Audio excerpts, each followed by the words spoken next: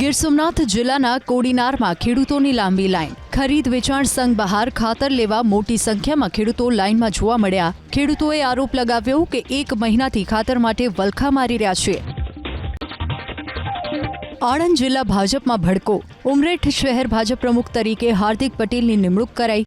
જો કે ઉમરેઠથી ભાજપ ધારાસભ્ય ગોવિંદ પરમારે હાર્દિક પટેલની નિમણૂકનો વિરોધ કર્યો।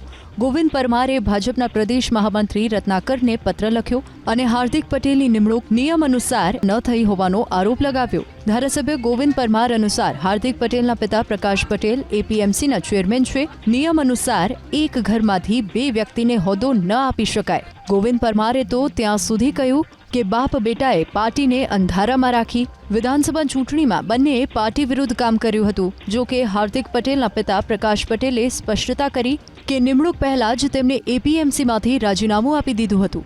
આ તરફ હાર્દિક પટેલનું કહેવું છે કે પાર્ટી કહેશે તે રીતે કામ કરવા તૈયાર છું।